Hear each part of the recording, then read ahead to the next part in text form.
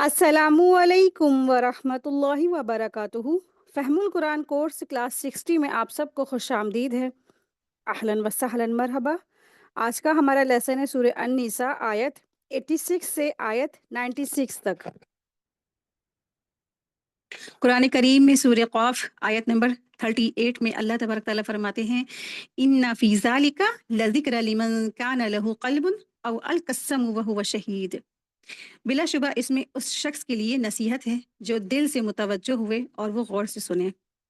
तो उस शख्स के लिए इस कुरान करीम में, यानी इसमें नसीहत है, इससे मुराद इस कुरान करीम से नसीहत है, अल्लाह की बात से नसीहत है उन लोगों के लिए ना जो गौर से सुनने वाले होते हैं और उनके जो है क़ल्ब सलीम अल्लाह सुब्हानहू व तआला अता फरमाते हैं। आप देखते हैं कि जब बच्चे ना, स्टूडेंट है, कोई भी बात गौर से जब सुनते हैं ना तो उनको हर चीज़ समझ में आती है।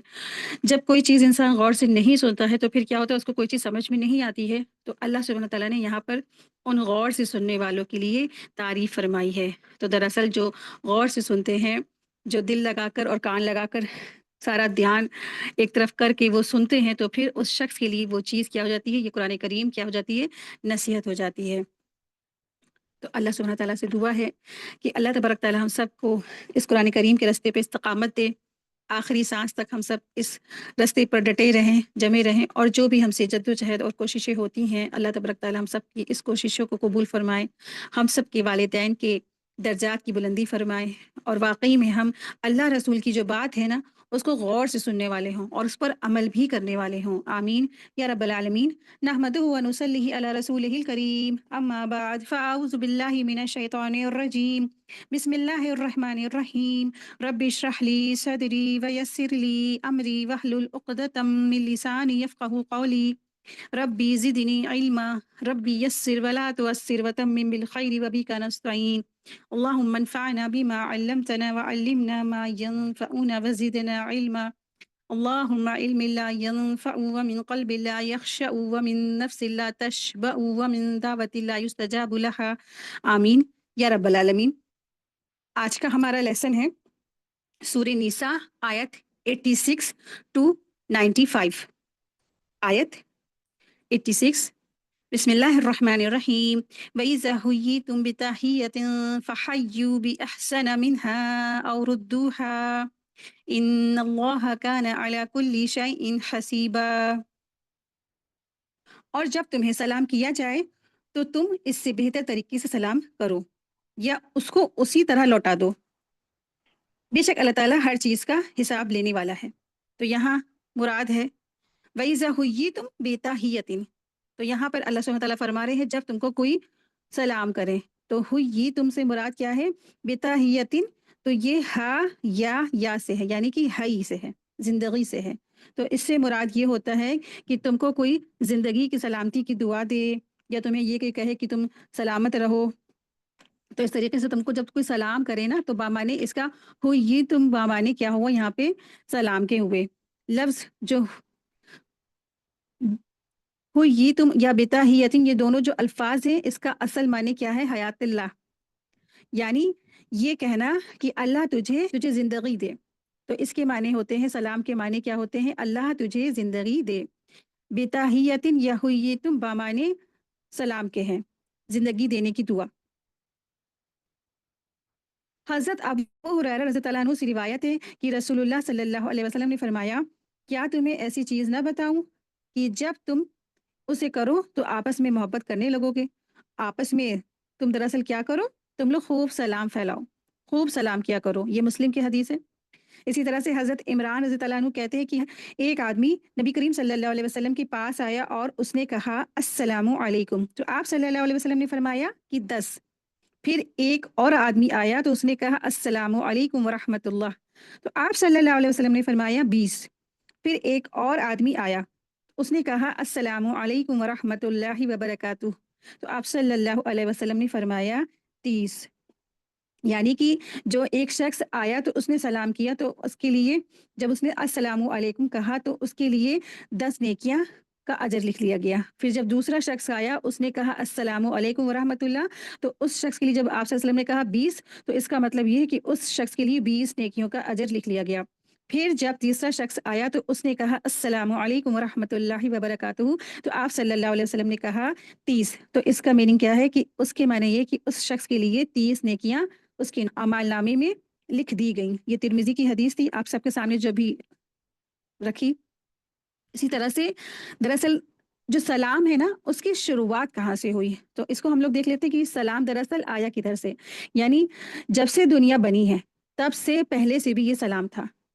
तो इसकी जो हिस्ट्री है वो हम देख लेते हैं कि एक हदीस से हमें इसके बारे में पता चलता है। ये तिरमिजी की हदीस से पेज नंबर 400 में इसका जिक्र आया है कि हज़रत अबू हुरैरा रज़ी अल्लाह अन्हु से रिवायत है कि रसूलुल्लाह सल्लल्लाहु अलैहि वसल्लम ने इरशाद फरमाया कि जब अल्लाह तबारक तआला ने हज़रत आदम अलैहिस्सलाम को पैदा किया और उनके अंदर रूह फूकी तो उनको चीख आई, तो उन्होंने अल्हम्दुलिल्लाह कहा, तो उनके रब ने यरहमुकल्लाह फरमाया कि ए आदम, उन फरिश्तों को जाओ जो वहाँ बैठे हुए हैं, उनको जाकर अस्सलामु अलैकुम कहो। हज़रत आदम अलैहिस्सलाम ने वहाँ पहुँचकर उन फरिश्तों को कहा अस्सलामु अलैकुम। तो फरिश्तों ने उसके जवाब में कहा व अलैकुम अस्सलाम व रहमतुल्लाह कहा। फिर वापस आए तो अल्लाह ताला ने फरमाया कि बेशक ये तहिया यानी सलाम यानी दुआ है और तुम्हारा और आपस में तुम्हारे बेटों का है। यानी कि अल्लाह सुब्हान ताला ने ये सलाम शुरू कर दिया था। इस हदीस से ये मालूम हुआ कि इंसान में सलाम की शुरुआत इस तरह हुई कि अल्लाह ताला ने उन सब इंसानों के जो बाप है हज़रत आदम अलैहिस्सलाम को हुक्म दिया कि फरिश्तों को जाकर सलाम कहो, तो उन्होंने अस्सलामु अलैकुम कहा। फरिश्तों ने उसका जवाब दिया, अल्लाह ताला ने फरमाया कि ये सलाम तुम्हारी औलाद का तहिया है कि जब आपस में मुलाकात करें तो इस तरह एक दूसरे को दुआ दिया करें। अल्लाह ताला का ये दिया हुआ धर्म इस्लाम इस दुनिया में और आखिरत की सलामती है। जब आपस में मुलाकात करें तो मुलाकात के करने वाला जो भी है वो भी क्या करे, सलामती की दुआ दे, यानी अस्सलामु अलैकुम कहे। जिसको सलाम किया वो भी उसके जवाब में सलामती की दुआ दे, यानी कि वालेकुम अस्सलाम कहे। दोनों तरफ से लफ्ज़ सलाम के ज़रिए से हर वक्त सलामत रहने की दुआ दी जाए, ये है सलामत। ये सलामती किसी वक्त और किसी हाल के साथ मखसूस भी नहीं है। यानी कि ऐसा नहीं कि कुछ ख़ास वक्त या ख़ास टाइम में ही सिर्फ सलाम कर ले, नहीं। हर वक्त इंसान एक दूसरे को सलाम करे और सलामती का यानी सलाम का जवाब भी देता रहे। दरअसल आज अगर देखा जाए इस दौर में तो हमारे माशरे में और कुछ कौमों में कुछ और भी दूसरी चीज़ें ईजाद हो चुकी हैं। जैसे कुछ कौमों में ये कहा जाता है ना, गुड मॉर्निंग, गुड इवनिंग या हाय या हेलो, या आज हमारे मुसलमान है ना तो उनको सलाम भी करना थोड़ा वो अटपटाहट सा लगता है, तो वो हाय हेलो है ना, आदाब अर्ज़ है, सब कुछ कर लेते हैं लेकिन सलाम नहीं करते। आप देखिए सलाम करने में कितनी नेकियां हैं, और जब आखिरत का दिन होगा, क़यामत का दिन होगा, उस दिन इंसान एक नेकी की वजह से जहन्नुम में चला जाएगा, क्योंकि उसके आमाल नामे में एक नेकी का जो था कम पड़ गई थी। इस कम नेकी की वजह से वो जहन्नुम में चला जाएगा। तो नेकियां बहुत इंपॉर्टेंट है। तो आज जो बहुत सारी कौमें हैं तो वो गुड मॉर्निंग, गुड इवनिंग या नमस्ते या इस तरह से बहुत सी चीज़ें अल्फाज इस्तेमाल करते हैं, लेकिन उन तमाम बातों में या उन अल्फाज में किसी भी तरह की सलामती या ऐसी कोई भी दुआ नहीं है जिसके अदा करने में किसी को नेकियां मिले या उनको दुआ दी जाए एक दूसरे को, है ना। तो इंसानों के बारे में ऐसी कोई भी अल्फाज नहीं है। अल्लाह ताला ने ये सलाम, अल्लाह ताला की तरफ से ये सलाम है ना। अल्लाह ताला ने आदम अलैहिस्सलाम को हुक्म दिया कि तुम सलाम करो जाके, तो ये सलाम किसकी तरफ से है? अल्लाह तबारक ताला की तरफ से है।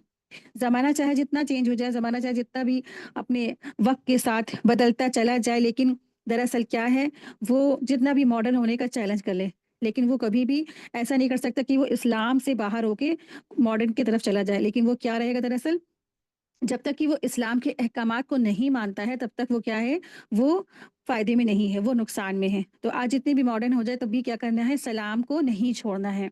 दरअसल सलाम के जो अल्फ़ाज़ हैं ना, उसमें सलामती की दुआ है। बाकी आप देखिए जितने भी अल्फ़ाज़ हैं, जितने जितने भी ये जो अल्फ़ाज़ हैं, गुड मॉर्निंग है ना, गुड इवनिंग या गुड आफ्टरनून या हाय, ये हेलो, जो भी आज कहा जाता है ना, तो आज तो बिल्कुल शॉर्ट्स में कहने लगे हैं हाय। तो इन अल्फ़ाज़ में कोई भी ऐसी बात नहीं है, कोई सी ऐसी दुआ नहीं जिसमें इसमें सलामती की दुआ हो। इसमें सलामती की कोई दुआ नहीं है। इस्लाम ने जो मुलाकात का जो तरीका बताया है, तो सबसे पहले जो स्टार्टिंग होती है वो क्या होती है? तहिया बताया गया, यानी कि सलाम बताया गया। वो जो हर लिहाज से ये एक मुकम्मल चीज़ है, मुकम्मल तरीन चीज़ है। तो लोग जो बहुत से लोग थे तो वो अंग्रेज़ों के तौर तरीकों पर भी गुड मॉर्निंग या गुड इवनिंग वग़ैरह आज भी करते हैं, या उस दौर से 200 साल से ये चला भी आ रहा है कुछ घरों में रिवाज़। तो क्या है दरअसल, हमें इन सब चीज़ों से परहेज़ करना चाहिए, ठीक है? तो ये परहेज़ हमें करना है, आपस में हमें क्या करना है, इस तरीके का अल्फ़ाज़ ना अदा करके हमें एक-दूसरे को, मुसलमानों को सलाम करना है। सलाम दरअसल क्या है? اللہ کی طرف سے ہے، بندوں کے لیے خاص تحفہ ہے، خاص گفٹ ہے، ایک دوسرے کو سلامتی کی دعا دینا ہے، اور پھر اس کے ذریعے سے ایک انسان کے نامہ اعمال میں ایک ساتھ 30 نیکیوں کا اضافہ ہو جاتا ہے۔ دنیا کے مختلف قوموں میں ملاقات کے وقت الگ الگ جو ورڈ ہیں وہ کہنے کا رواج ہے، لیکن اسلام نے جو الفاظ بتائے ہیں ان سے بڑھ کر کسی کے یہاں بھی کوئی بھی ایسا کلمہ موجود نہیں ہے۔ یعنی اللہ نے جو ہم کو یہ جو سلام کا جو تحفہ دیا ہے وہ کسی اور قوم کے اندر یہ لفظ ہے ہی نہیں۔ اس میں دراصل کیا ہے، اظہار محبت بھی ہوتا ہے، اور اللہ تعالیٰ سے دعا بھی ہوتی ہے کہ آپ کو اللہ تعالیٰ کیا کرے، ہر قسم کی مصیبت اور آفت سے، پریشانیوں سے محفوظ رکھے۔ تو سلام دراصل کیا ہے؟ سلام جب کسی کو کہتے ہیں تو دراصل سلام کیا ہے، یہ اللہ تبارک تعالیٰ کا صفاتی نام ہے، یا سلام کہا جاتا ہے نا۔ تو اللہ تعالیٰ جو سلامتی دینے والا ہے، اللہ تعالیٰ خود بھی سلامت بھی ہے اور وہ سلامتی دینے والا بھی ہے، تو تمہیں اس کی حفاظت میں دیتا ہوں اور وہ تمہیں ہمیشہ سلامت رکھے۔ جب سلام کوئی کہتا ہے تو اس کی میننگ کیا ہے کہ اللہ تعالیٰ جو سلامتی دینے والا ہے وہ تمہیں اس کی حفاظت میں تمہیں دیتا ہوں جو ہمیشہ سے سلامت رکھے، وہ تمہیں ہمیشہ سلامت رکھے۔ تو سامنے والے کو ہم یہ دعا دے رہے ہوتے ہیں، اس کو زندگی کی ہم دعا دے رہے ہوتے ہیں کہ اللہ تعالیٰ تمہیں ہمیشہ سلامت رکھے، حیات رکھے، اور تمہیں تمہاری حفاظت میں اللہ تعالیٰ تمہاری حفاظت ہمیشہ فرمائے۔ اس طریقے سے زندگی کی دعا ہوتی ہے۔ تو حی معنی کیا ہوتی؟ زندگی۔ تو سلام با معنی حی، اور حی با معنی سلام، یعنی زندگی۔ سلام کرنا یعنی کسی کو زندگی کی دعا دینا۔ سلام کی کثرت کو بہت محبوب بھی کیا گیا، یعنی کہ بہت پسند بھی کیا گیا ہے۔ جتنا بھی ہم سلام کریں گے اتنا ہی یہ چیز کو پسند کیا گیا ہے۔ اسلام نے کثرت سلام کو بہت زیادہ پسند کیا گیا ہے اور محبوب بھی ہے۔ ایک حدیث میں آتا ہے کہ حضرت ابو ہریرہ رضی اللہ عنہ سے روایت ہے کہ رسول اللہ صلی اللہ علیہ وسلم نے ارشاد فرمایا کہ جب تک تم مومن نہیں ہوگے، جنت میں داخل نہیں ہوگے، اور مومن اس وقت تک نہیں ہوگے جب تک کہ تم آپس میں محبت نہ کرو گے۔ پھر فرمایا کیا میں تمہیں ایسی چیز نہ بتا دوں کہ اس پر عمل کرو تو آپس میں محبت پیدا ہوگی۔ پھر فرمایا آپس میں خوب سلام کو پھیلاؤ۔ یہ مسلم کی حدیث ہے، پیج نمبر 54 میں اس کا ذکر ہے حدیث کا۔ اللہ سبحانہ تعالیٰ نے رسول اللہ صلی اللہ علیہ وسلم کے ذریعے ہمیں زندگی گزارنے کا طریقہ بتا دیا ہے۔ تو اسی حدیث سے پتہ چلتا ہے کہ ایک مسلمان ہو ہی نہیں سکتا، ایک مسلمان جنت میں داخل ہی نہیں ہو سکتا کہ جب تک وہ اس سلام کو جو ہے آپ خوب نہ کرے آپس میں، اور آپس میں محبت نہ کرے ایک دوسرے سے، یعنی مسلمان آپس میں محبت نہ کرے اور سلام کو عام نہ کرے۔ تو اس لیے کہا گیا کہ خوب سلام کرو۔ تو یہ سلام کا پھیلانا اور ایک دوسرے کو سلام کرنا دراصل کیا ہے، ایمان کی بنیاد پر ہے، جان پہچان کی بنیاد پر نہیں ہے۔ لیکن آج ہمارا معاملہ کیا ہے، آج ہم تو جس کو جانتے ہوتے ہو نا اسی کو سلام کرتے ہیں، باقی کسی کو اگر ہم نہیں جانتے تو اس کو ہم سلام بھی نہیں کرتے ہیں۔ لیکن وہ جو وقت تھا، وہ جو دور تھے، وہ اس میں کیا تھا، ہر مسلمان کو سلام کیا جاتا تھا، ہر مسلمان جو بھی بس مسلمان ہے اس کو سلام کر لیتے تھے، کیونکہ اس میں کیا ہے، نیکیوں میں اضافہ ہوتا تھا۔ تو ایک مسلمان کی دوسرے مسلمان پر جو حقوق ہے نا ان کو بیان فرماتے ہوئے رسول اللہ صلی اللہ علیہ وسلم نے یہ بھی فرمایا کہ جب تم مسلمانوں سے ملاقات کرو تو اس کو سلام کرو، یعنی کہ مسلمانوں کے جو مسلمان ہیں نا اس پر 5 حقوق ہیں۔ تو ان حقوق میں یہ ایک حقوق ہے کہ جب مسلمانوں سے ملاقات کرو تو تم ان کو سلام کرو، چاہے آپ ان کو جانتے ہو اور چاہے آپ ان کو نہیں بھی جانتے ہیں۔ لیکن آج جب ہمارا اسلام ہی ہم سے بہت دور ہو گیا، ہمارا دین بہت دور ہو گیا، تو دین کے احکام سے بھی لوگ بہت دور ہو گئے ہیں۔ آج لوگ سلام سے کتراتے ہیں، لوگ سلام نہیں کرتے ہیں۔ اور اگر آپ کسی ایسی جگہ گئے ہیں، کسی کو آپ انجانی جگہ سلام کر لیں تو وہ یہ شخص یہی کہے گا کہ بیٹا ہم نے آپ کو پہچانا نہیں، یا بہن ہم نے آپ کو پہچانا نہیں نا، یعنی پہچان ہوگی تبھی سلام کریں گے، ورنہ تو سلام کا تو سوال ہی نہیں اٹھتا۔ لیکن ہمیں قرآن اور حدیث تو کسی اور چیز کی بات بتاتا ہے، حکم دیتا ہے، کیا کہتا ہے کہ آپ سب ایک دوسرے کو خوب سلام کریں، چاہے آپ ایک دوسرے کو پہچانتے ہو یا نہ پہچانتے ہو، کثرت سلام کیا کریں، کیونکہ سلام کی وجہ سے کیا ہے، آپس میں آپ کی محبت ہوگی، اور آپ کیا ہوں گے، ایک دوسرے کو سلام کریں گے تو پھر کیا ہے، جنت میں جانے والے بھی انشاءاللہ بن جائیں گے۔ تو اور سلام کا جواب دینے کا بھی اسی لیے خاص ایک درجہ ہے، جس طرح سلام کر کے حقوق مسلم میں سے، اسی طرح سلام کا جواب دینا بھی مسلمان کے حقوق میں سے ہے۔ حضرت ابو ہریرہ رضی اللہ عنہ سے روایت ہے کہ رسول اللہ صلی اللہ علیہ وسلم نے ارشاد فرمایا، مسلمان کے مسلمان پر 5 حقوق ہیں۔ پہلا، سلام کا جواب دینا، دوسرا، مریض کی عیادت کرنا، تیسرا، جنازے کے ساتھ جانا، چوتھا، دعوت قبول کرنا، پانچواں، چھینکنے والے کا جواب دینا، یعنی جب وہ الحمدللہ کہے تو اس کے جواب میں یرحمک اللہ کہنا۔ और आप देखिए सबसे नंबर टॉप पे क्या है, सलाम का जवाब देना था।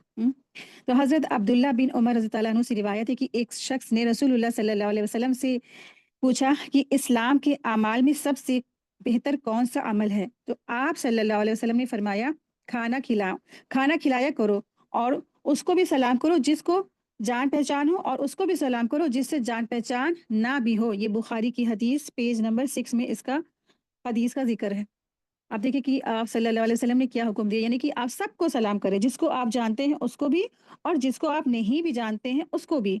यानी कि इस्लाम में जो सबसे बेहतर अमल है, सबसे बेहतर अमल यही है कि लोगों को खाना खिलाया जाए और सलाम को आम किया जाए, यानी कि खूब कसरत से सबको सलाम किया जाए। और सलाम हम कब-कब करेंगे? तो हज़रत अबू हुरैरा रज़ी अल्लाह अन्हु से रिवायत है कि रसूलुल्लाह सल्लल्लाहु अलैहि वसल्लम ने इरशाद फरमाया कि तुम में से जब कोई शख्स अपने भाई से मुलाकात करे तो सलाम करे। फिर उसके बाद अगर दरमियान में कोई दरख्त, दीवार या पत्थर की आड़ हो जाए तो फिर मुलाकात हो जाए तो फिर सलाम करें। ये अबू दाऊद की हदीस है। आपको पता है कि जब ये आयत नाज़िल हुई थी तो सहाबा इतना, आप देखिए कि वो साबिकून और अव्वलून थे। वो अल्लाह के मुखलिस बंदे थे। तो वो नेकियों की तरफ सबकत करते थे, दौड़ते थे, फस्तबिकुल खैरात करते थे। तो उन्होंने इतना सलाम आम किया कि जैसे ही वो दोनों सहाबी साथ में जा रहे हैं और बीच में दरख्त आ जाता था, तो वो फ़ौरन एक दूसरे को सलाम करने लग जाते थे। एक साथ 20 30-30 नेकियाँ, और आप देखिए कि जब रमज़ान आता है ना, तो ये मल्टीप्लाई होता है 70 से ना। आप सोचिए कितनी नेकियाँ, इतनी उन्होंने नेकियाँ इतनी ज़्यादा वो कमाई माशाल्लाह। फिर इसी तरह से आप देखिए कि अगर किसी मजलिस या घर में जाएँ तो फिर सलाम करने का क्या तरीका है कि हज़रत अबू हुरैरा रज़ी अल्लाह अन्हु से रिवायत है कि नबी करीम सल्लल्लाहु अलैहि वसल्लम ने इरशाद फरमाया, जब तुम किसी मजलिस में पहुँचो तो सलाम करो और अगर मौका मुनासिब जानो तो बैठ जाओ। फिर जब रवाना होने लगो या खड़े हो तो दोबारा सलाम करो। क्योंकि जिस तरह पहली मर्तबा सलाम करने की अहमियत होती है, फिर उसी तरह यानी कि जब तुम रुखसत होने लगो वहाँ से, तो दोबारा भी सलाम करना इम्पोर्टेंट है, अहम है। ये तिर्मिज़ी और अबू दाऊद की हदीस है।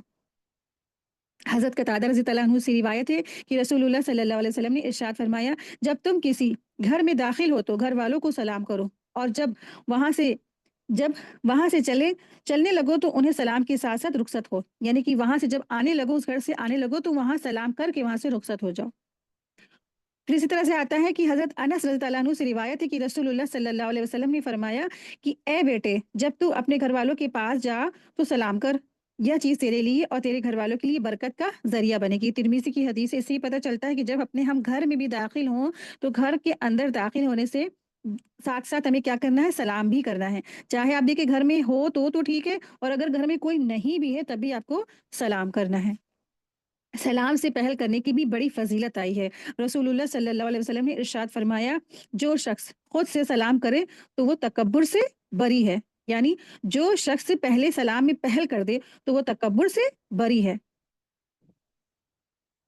हज़रत अबू उमामा रज़ी अल्लाह अन्हु से रिवायत है कि रसूलुल्लाह सल्लल्लाहु अलैहि वसल्लम ने इरशाद फ़रमाया कि बिलाशुबह लोगों में से अल्लाह के करीब-तर वो शख़्स है जो पहले खुद सलाम करे।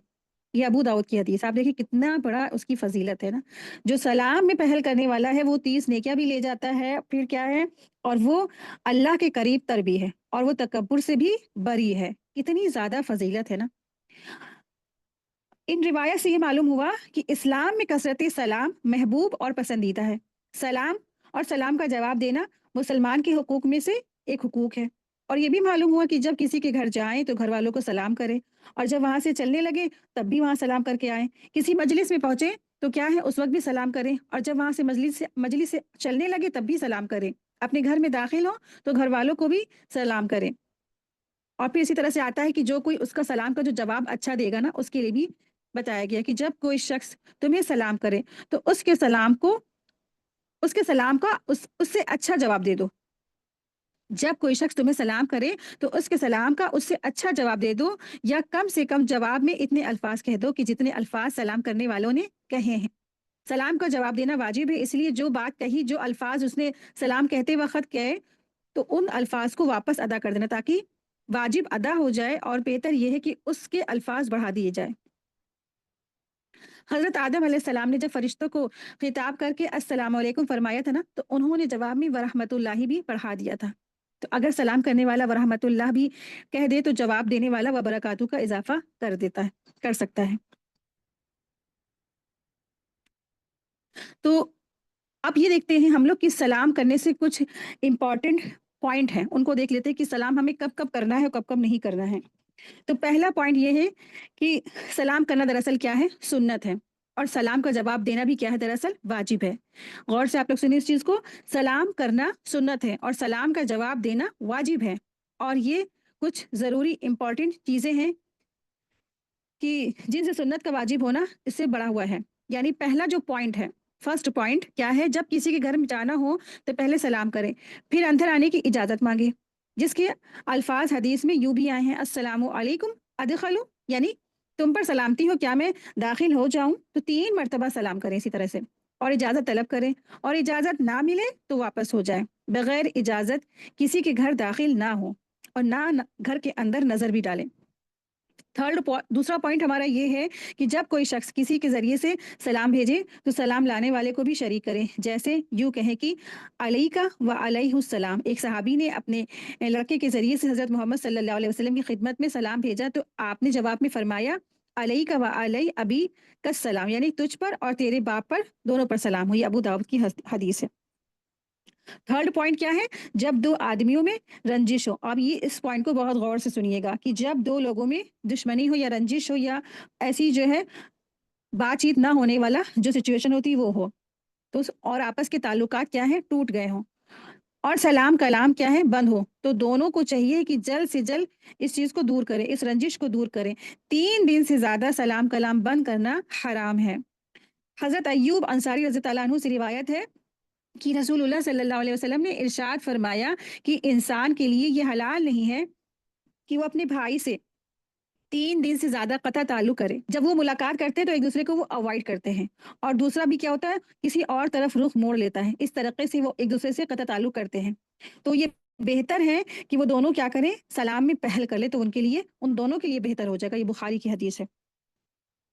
और सलाम से रिलेटेड ये भी बात देखनी है हमें कि कब-कब सलाम करते हैं, कब-कब सलाम नहीं करते हैं। तो यहाँ पे पहला पॉइंट है कि जो शख्स सवारी पर जा रहा हो, वो पैदल वालों को सलाम करे और पैदल वाला बैठे हुए शख्स को सलाम करे, और थोड़ी जमात बड़ी जमात को सलाम करे, छोटा बड़े को सलाम करे।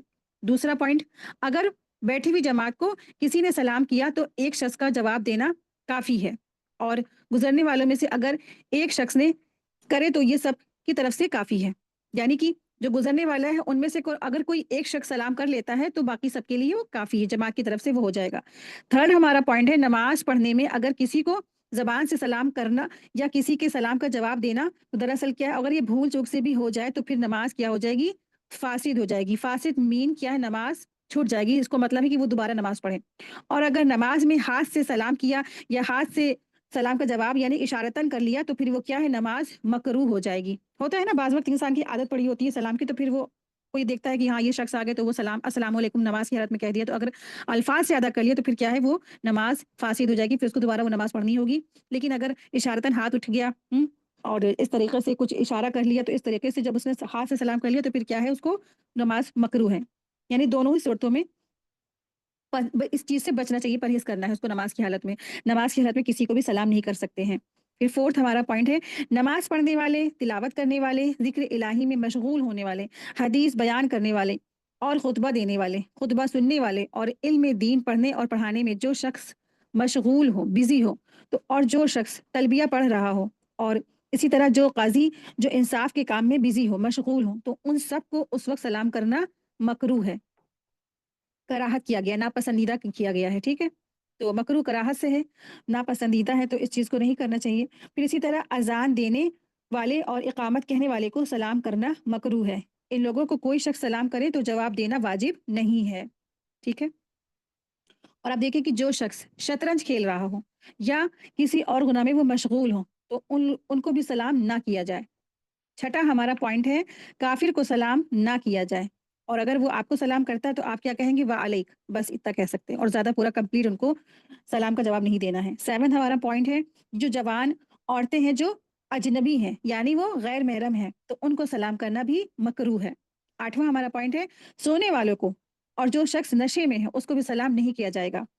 गाने बजाने वाले या कबूतरों को उड़ाने वाले, यानी कि कबूतर जो उड़ाए जाते हैं, कबूतरबाजी जो की जाती है शर्त और बद के, और इस तरीके से वो उसमें भी शर्तों से जो है कबूतरबाजी होती है, तो ऐसे लोगों को सलाम करना भी मकरूह किया गया है।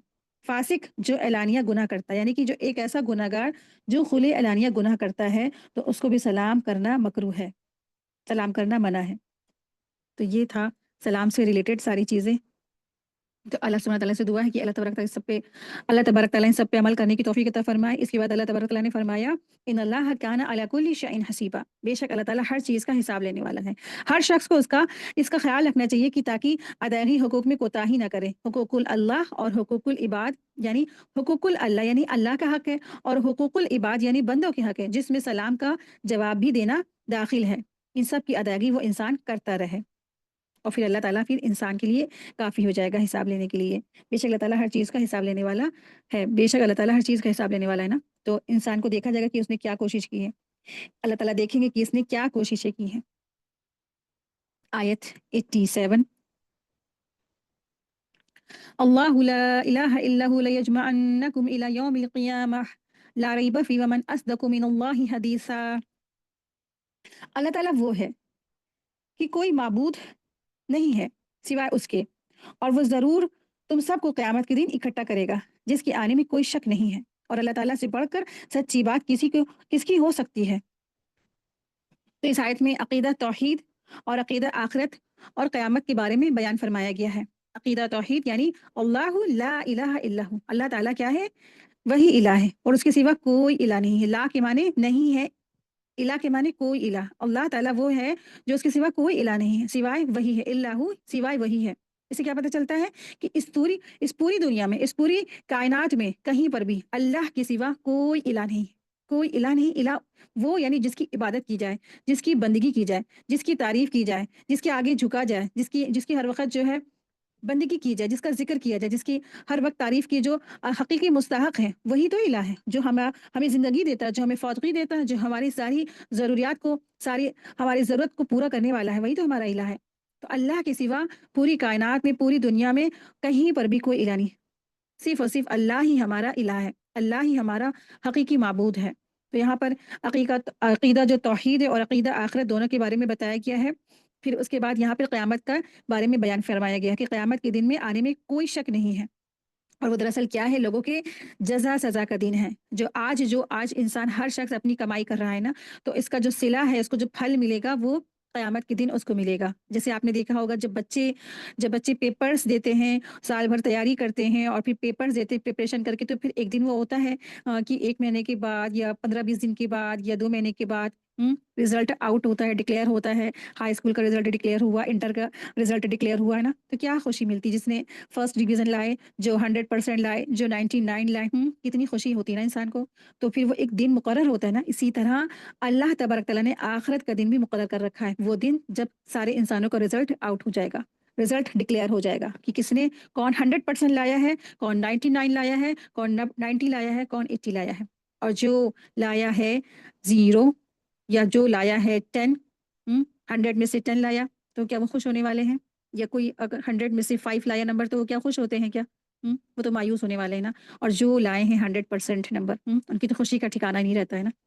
تو وہ جتنی ہوگا اللہ تبارک تعالیٰ آخرت کے دن لوگوں کے جس نے بھی جو کمائی کی ہے، اس کو وہ دن کے بارے میں جب اس کو اپنی دیکھے گا کہ واقعی میں ہم نے جو اپنی نیکیاں کی تھی، اللہ تبارک تعالیٰ نے ان کا پورا صلہ دیا، ذرہ برابر بھی ہمارے ساتھ کوئی بھی ناانصافی نہیں ہوئی، تو ہر شخص جس کو اپنے پورا بدلہ مل جائے گا، تو وہ خوشی کے مارے ان کے چہرے حشاش بشاش، خوش اور خرم ہوں گے۔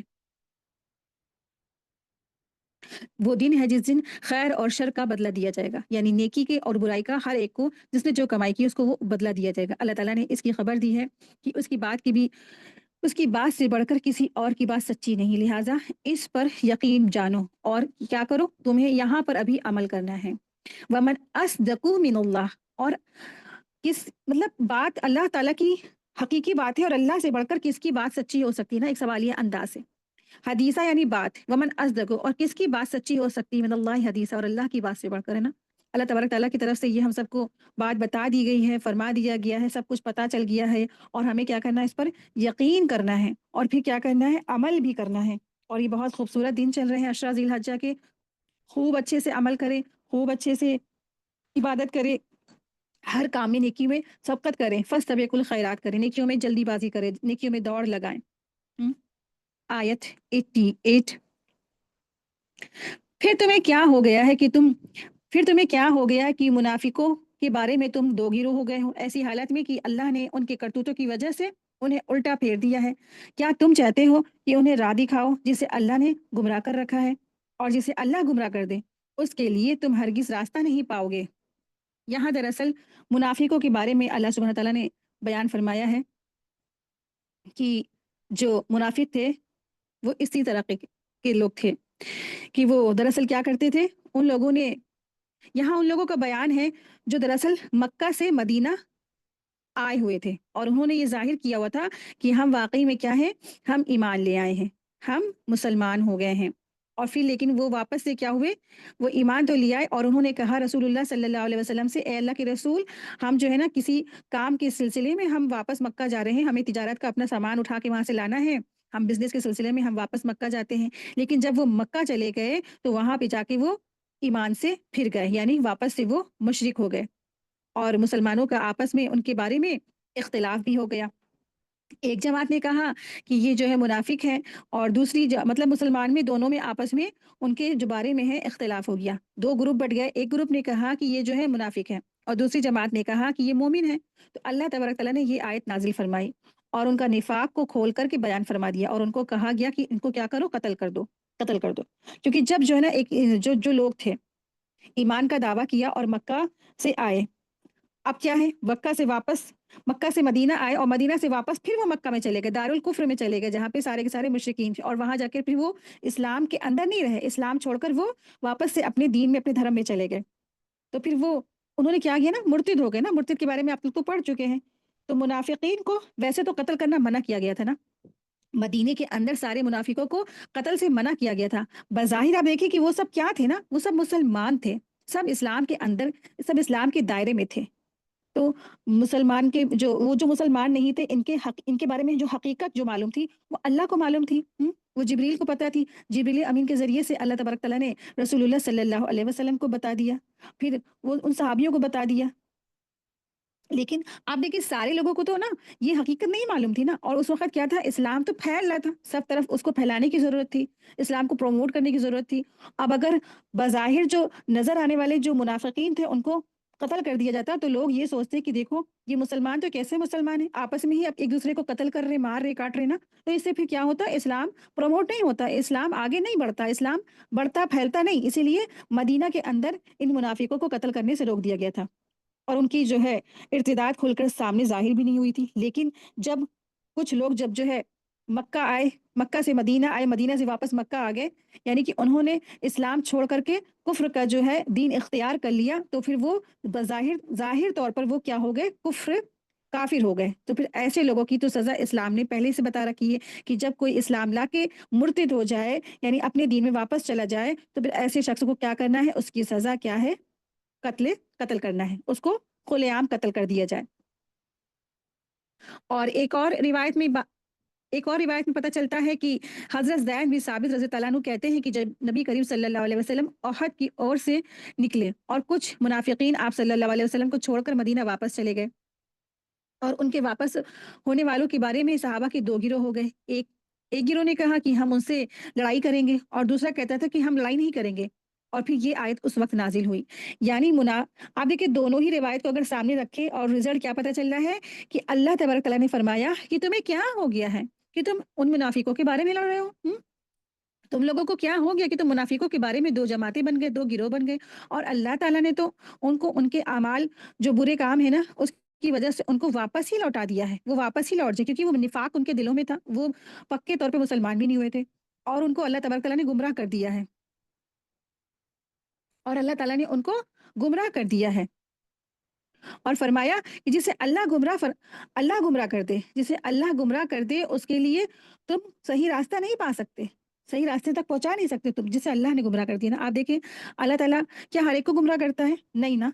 अल्लाह ताला तो हर एक को हिदायत के लिए अल्लाह ताला ने बेहतरीन सब इंतजाम किए ना। अल्लाह तबारक ताला ने आदम अलैहि सलाम से लेकर के रसूलुल्लाह सल्लल्लाहु अलैहि वसल्लम तक कितने रसूल भेजे ना, अनगिनत रसूल भेजे, अनगिनत अंबिया भेजे, और कितनों का ज़िक्र हमें कुरान करीम में मिलता है। तकरीबन 26 रसूल और 26 नबियों का ज़िक्र हमें कुरान करीम में मिलता है। और फिर आप आप देखिए कि अल्लाह तबारक तआला ने सबकी हिदायत के लिए इंतज़ाम किया।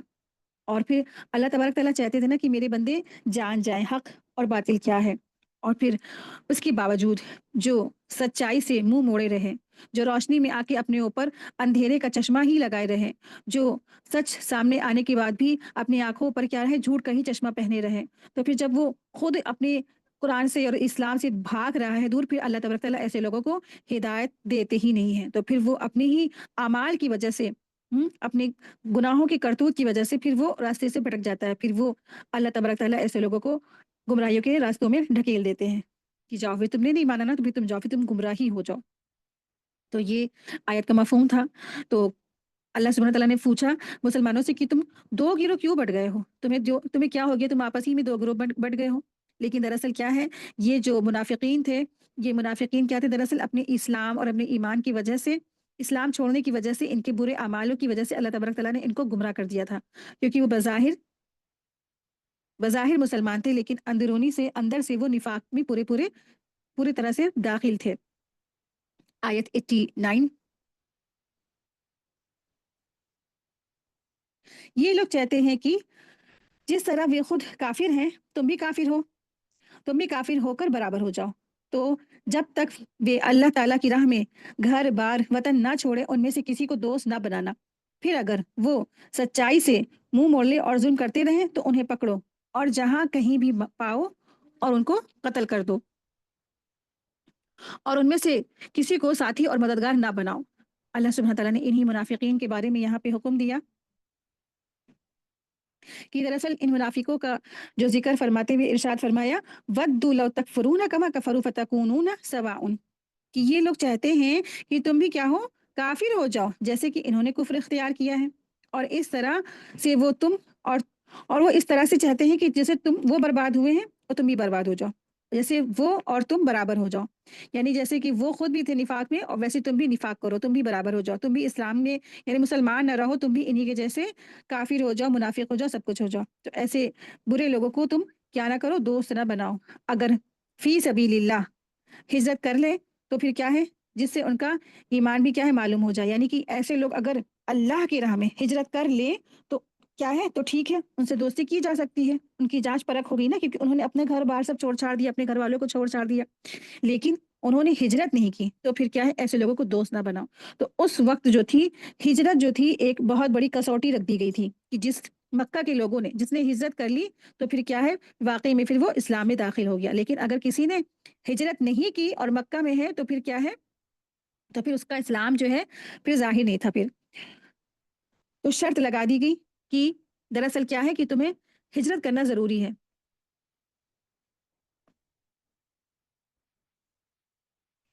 منافقین میں جو کچھ لوگ ایسے بھی تھے نا، جو مدینہ کے ارد گرد پھیلے ہوئے تھے، یعنی کہ مدینہ کے آس پاس کچھ قبائل سے تعلق رکھتے تھے، یہ لوگ مسلمانوں سے خیر خواہی اور محبت کا اظہار بھی کرتے تھے، مگر عملی طور پر اپنے ہم وطن کافروں کا ساتھ بھی دیتے تھے۔ تو یا مطلب ساتھ دیتے تھے یا دینے پر مجبور بھی تھے، تو ان کے لیے معیار یہ مقرر کیا گیا کہ وہ کیا کریں، اب وہ ہجرت کر کے مسلمانوں کے پاس مدینہ آ جائیں، اور مسلمان ان کے ایمان کا یقین ہونا چاہیے، مسلمانوں کو ان کے ایمان کا یقین بھی ہو جائے۔ تو اس صورت میں ہم نے تمہیں ان کے سچا بھی سمجھدار اور ہمدرد بھی سمجھا، لیکن اگر وہ منافقین ہجرت کرنے سے انکار کر دیں، اور وہ اگرچہ وہ اسلام کا اظہار کر بھی دیں، تو پھر بھی ان سے کافروں سے جیسا سلوک کرو نا۔ جو مدینہ کے جو آس پاس کے جو ایریے تھے، وہاں بھی دراصل کیا تھے، کچھ قبائل آباد تھے، تو ان میں یہ شرط لگا دی گئی، جو مدینہ کے آس پاس کے جو ایریا ہے، جتنے بھی آس پاس کے، جو مکہ کو چھوڑ کر کے جو مدینہ کے جو آس پاس کے جو ایریا تھا، جو جیسے قصبے ہوتے ہیں نا، جیسے دہلی ہے، دہلی کے آس پاس کے جیسے غازی آباد ہے، نوئیڈا ہے، جو جتنی بھی چیز ہے آس پاس کے ملک اور شہر، وہ سب کو کیا ہے، ٹارگٹ مین دہلی میں آنا ہوگا۔ اسی طریقے سے مدینہ تھا، مدینے کے جتنے بھی آس پاس جو چھوٹے چھوٹے اور بڑے بڑے جو بھی قصبے اور قبائل آباد تھے، ان سب کو اگر انہوں نے، جس نے بھی اسلام کہا کہ ہم اسلام لے آئے، مسلمان ہو گئے، تو ان کو کیا کرنا تھا، ہجرت کر کے مدینے آنا تھا۔ تو یہ ایک شرط لگا دی گئی۔ لیکن اگر کوئی اس طریقے سے کہہ رہا ہے کہ ہم اسلام تو لے آئے ہیں، لیکن وہ مدینہ میں آیا نہیں اور مسلمانوں کو یقین بھی نہیں آیا، تو پھر کیا کہا اللہ سبحانہ تعالیٰ نے، پھر ان سے کیا کرو، تو تم جنگ کرو، ایسے لوگوں سے تم کیا کرنا ہے، وَاقْتُلُوهُمْ حَيْثُ وَجَدتُّمُوهُمْ، کہ تم کیا کرو، تو پکڑو ان کو قتل کرو، اور جہاں پاؤ ان کو قتل کرو۔ ایسی ہی آیات پہ آج جو مشرکین ہیں نا ہمارے قرآن مجید کو پڑھتے ہیں اور پھر اسی کو آیت کو ایسی طریقے کی آیتوں کو وہ ہائی لائٹ کرتے ہیں، انہی آیات کو وہ ہائی لائٹ کر کے طرح طرح کی باتیں کرتے ہیں نا۔ کیوں آپ دیکھیں کہ جب انسان صرف اور صرف ترجمہ پڑھتا ہے، اس کو سمجھ کے نہیں پڑھتا، رسول اللہ صلی اللہ علیہ وسلم کی سیرت کا مطالعہ نہیں کرتا، رسول اللہ صلی اللہ علیہ وسلم کی بایوگرافی کو نہیں پڑھتا، نہیں ریڈ کرتا، تو اس کو بہت بڑی غلط فہمی ہو جاتی ہے اور پھر اس کو وہ ہائی لائٹ کرتے ہیں نا۔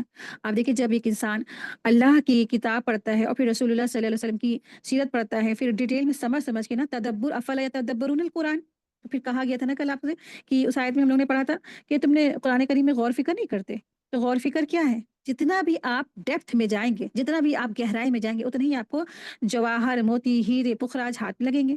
اور اگر آپ سوچیں کہ ہم لوگ سمندر میں بس اوپر ہی اوپر ہاتھ ڈالیں پھیلائیں اور میرے ہاتھ میں ہیرے آ جائیں موتی آ جائے پخراج آ جائے، تو کیا آپ کے ہاتھ میں بھلا آنے والے ہیں؟ ہو سکتا ہے آپ کے ہاتھ میں شارک آ جائے یا مچھلی آ جائے یا آپ کا ہاتھ ہی کاٹ کے مطلب ہاں اس طرح سے۔ تو پھر کیا ہوتا ہے ڈیپتھ میں جانے سے کیا ہوتا ہے انسان کے ہاتھ میں ہیرے موتی جواہرات لگتے ہیں۔ تو جتنا بھی انسان قرآن کریم کے اندر گہرائی میں اترے گا، علم گہرائی سے جو ہے تدبر کرے گا، گہرائی میں جا کر علم حاصل کرے گا، تو پھر اس کو واقعی میں جو ہے نا کوہ نور جیسا ہیرا ہاتھ لگتا ہے، اس کو اللہ کی معرفت ہوتی ہے، اس کو اللہ کی پہچان ہوتی ہے، اس کو اللہ سے محبت ہوتی ہے، اور واقعی میں وہ جان جاتا ہے یہ قرآن کریم تو صرف اور صرف اللہ تعالیٰ کی طرف سے ہے۔ تو جو کوئی بظاہر طور پہ مسلمان ہوئے اور پھر وہ کیا ہوئے اندر سے مسلمان نہیں تھے، تو وہ نفاق ہوا۔ اور کچھ جو مدینہ کے آس پاس کا ایریا تھا، تو اس میں وہ لوگ جو تھے مسلمان، جو انہوں نے کہا کہ ہم مسلمان ہوئے، لیکن انہوں نے اسلام کے بارے میں نہ تو اسلام کی جو ہے محبت میں انہوں نے اپنی قربانی دی، نہ سیکریفائس کی، نہ انہوں نے ہجرت کی۔ تو اب اللہ تبارک تعالیٰ نے کہا کہ ایسے لوگوں کو پکڑو اور مارو، کہ وہ کہتے ہیں کہ ہم اسلام لیے لیکن وہ مسلمان نہیں ہے، کیونکہ انہوں نے اپنی سیکریفائس نہیں کیا، قربانی نہیں دی۔ آپ دیکھیں کہ جو وہ دور تھا، وہ جو 1400 سال پہلے کا جو دور تھا نا، لوگوں نے کتنی سیکریفائس کیا، کتنی قربانیاں دی نا۔ آج تو ہم سے اپنے ہمارے گھروں کے روم نہیں چھوڑتے ہیں کہ ہم اپنے روم چھوڑ کے کہیں باہر جا کے 1 گھنٹہ یا آدھا گھنٹہ دین کا علم حاصل کریں یا کرائیں۔ لیکن اس وقت میں لوگوں نے اپنی زندگیاں پوری داؤں پہ لگا دی، پوری زندگی داؤں پہ لگا دی، پورا گھر بار بچے سب کچھ چھوڑ چھاڑ کے، ایک جب انسان کے دل میں کلمہ توحید کا جو ہے چراغ جلا، تو پھر اس نے کیا کیا، اپنا خاندان چھوڑ دیا، اپنے گھر والوں کو چھوڑ دیا، اپنے بچوں کو چھوڑ دیا، اپنی بیوی کو چھوڑ دیا، بیویوں نے اپنے پوری فیملیز کو چھوڑ دیا، صرف اور صرف اللہ کی محبت میں وہ اتنے زیادہ شدید ہو گئے کہ اللہ کی محبت میں انہوں نے اپنے سب کچھ چھوڑ کے انہوں نے ہجرت کر لی۔ مکہ سے لوگ ہجرت کر کے مدینہ آئے، اور پہلی جو سب سے پہلی ہجرت جو ہوئی تھی وہ ہجرت حبشہ کی طرف ہوئی تھی۔ اور پھر آپ صلی اللہ علیہ وسلم نے اپنا محبوب جو ملک تھا، ان کو مکہ شہر آپ صلی اللہ علیہ وسلم کو بہت پسند تھا، اپنے محبوب سٹی کو چھوڑ کر کے آپ صلی اللہ علیہ وسلم کہاں گئے؟ مدینہ چلے گئے ہجرت کر کے، تو سیکریفائس کیا نا۔ یہاں پہ بھی کہا گیا کہ جو یہ دعویٰ کرتے ہیں کہ ہم مسلمان ہیں، تو ان کو چاہیے کہ وہ ہجرت کر لیں، اگر وہ ہجرت نہیں کرتے تو پھر کیا کرو؟ ان کا جو ٹیسٹ میں وہ فیل ہو گئے تو ان کو پکڑو مارو کاٹو، کیونکہ وہ تو جھوٹ موٹ کہتے ہیں نا کہ ہم نے اسلام لیا ہے، لیکن وہ اسلام لائے ہی نہیں۔ جو اسلام لاتا ہے، جو مسلمان ہوتا ہے، وہ سیکریفائس کرتا ہے، وہ دور ہی چل رہا تھا سیکریفائس کا، قربانیوں کا۔ جس نے قربانی نہیں کی، جس نے اپنی جان قربانی نہیں کی، جس نے اپنا جو ہے چیز قربانی کی، جس نے اپنے گھر کو قربانی کی، جس نے اپنے گھر بار بیوی بچوں کو نہیں چھوڑا، نہیں ہجرت کی، تو پھر وہ جھوٹا ہے۔ تو جو جھوٹا دعویٰ کر رہا ہے تو اس کو تم پکڑو اور مارو، اور جو ہے تم نہ ان کو کوئی دوست اور مددگار بھی نہ بناؤ۔ تو ایسے لوگوں کو نہ تو ان کو دوست بنانا ہے، نہ ان کو مددگار بنانا ہے، ٹھیک ہے؟ تو یہ آیت ہے۔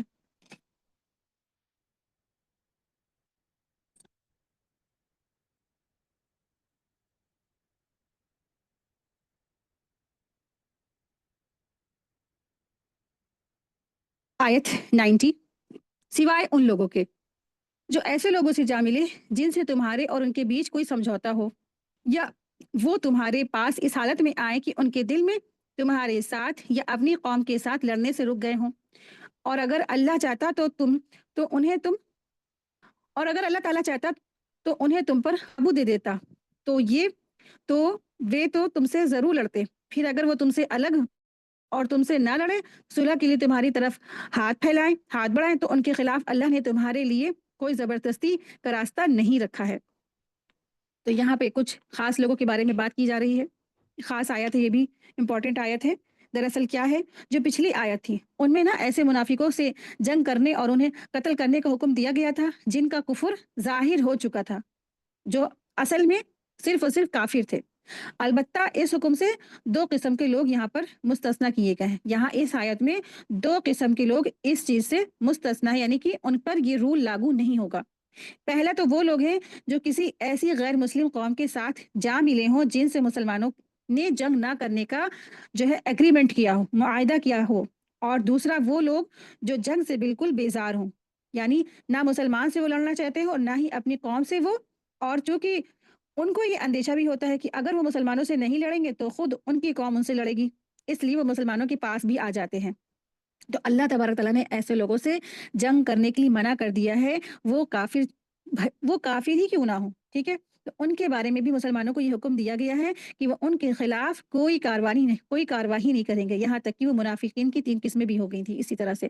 تو اس آیت میں جو ہے جو خلم خلا کفر کرتے ہیں، لیکن اگر وہ جو ہے ان کے اندر 2 طریقے کی کوالٹیز ہے تو ان کو بھی نہیں مارا جائے گا، نہیں پکڑا جائے گا، نہیں ان کو کچھ بھی کیا جائے گا، ان کو چھوڑ دیا جائے گا۔ پہلا یہ ہے کہ وہ ایسی قوم کے ساتھ جا کے مل گئے ہوں جن کے ساتھ مسلمانوں کا کوئی ایگریمنٹ تھا، یعنی کہ سمجھوتا تھا کہ ہم نہ لڑیں گے آپ سے، نہ جنگ کریں گے آپ سے، نہ ہمارا شخص آپ کے آ کے کوئی جنگ کرے گا، نہ آپ کا شخص ہمارے یہاں کوئی آ کے جنگ کرے گا، اس طریقے کا نا امن کا جو ہے معاہدہ ہوتا ہے، امن کا کانٹریکٹ ہوتا ہے، پیس کا کانٹریکٹ ہوتا ہے۔ تو وہ اگر جو ایسے لوگ ہیں وہ جا کر کے اس قوم سے جا کر انہوں نے مل گئے ہیں تو پھر مسلمانوں کو ان سے ان کا کچھ بھی نہیں کرنا ہوگا، ان کو چھوڑ دینا ہوگا۔ اور دوسرا وہ جو شخص ہے جو واقعی میں جو ہے نہ اپنی قوم سے لڑنا چاہتا ہے، نہ مسلمانوں سے لڑنا چاہتا ہے، اور اگر اس کی قوم اس کو مجبور بھی کرتی کہ جاؤ تم مسلمانوں سے لڑو، لیکن وہ مسلمانوں سے لڑنا نہیں چاہتا اور وہ واقعی میں مسلمانوں کے بیچ میں آ جاتے ہیں، تو پھر اس سچویشن میں مسلمانوں کو کہا گیا کہ ان کو چھوڑ دو، ان کو کچھ مت کرو۔ تو اس طریقے سے یہاں پہ اللہ تبارک تعالیٰ نے لوگوں کے بارے میں حکم دیا ہے کہ کفر کرنے والے بھی ہیں، اگر وہ بظاہر کفر کرتے ہیں لیکن اگر ان کے اندر یہ کوالٹیز ہے تو ان کو چھوڑ دو، ان کو ان کے پر کوئی زبردستی کا راستہ نہیں ہے۔ لا اکراہ فی الدین، کہ زبردستی کسی کو دین میں داخل نہیں کرنا ہے۔ یہ جو اسلام پھیلا ہے نا، یہ محبت سے پھیلا ہے، یہ اللہ کی رحمت سے پھیلا ہے، یہ قدرت سے پھیلا ہے۔ یہ انہوں نے دیکھا کہ واقعی میں یہ آپ صلی اللہ علیہ وسلم کے اخلاق سے پھیلا ہے، کیونکہ اللہ کے رسول صلی اللہ علیہ وسلم اعلیٰ اخلاق کے مرتبے پر تھے، پھر صحابہ کے اخلاق اور صحابہ کی محنتوں سے پھیلا ہے۔ یہ اسلام اس لیے پھیلا ہے، اور اسلام جو لوگ کہتے ہیں نا تلواروں کے سائے سے پھیلا ہے، تو یہ بالکل غلط بات ہے، بالکل جھوٹ بات ہے، یہ اسلام کو بدنام کرنے کی بس اور سازش اور کچھ نہیں ہے۔ دیکھیے آیت 91 ہے، منافقین میں جو کچھ لوگ تھے وہ دوسرے تھے، کچھ دوسرے لوگ بھی جو تمہیں ایسے ملیں گے جو یہ چاہتے ہیں کہ وہ تم سے بھی محفوظ رہیں اور اپنی قوم سے بھی محفوظ رہیں، مگر جب کسی قوم کو فتنے کی طرف واپس بلایا جاتا ہے تو وہ اس میں اوندھے منہ گر جاتے ہیں۔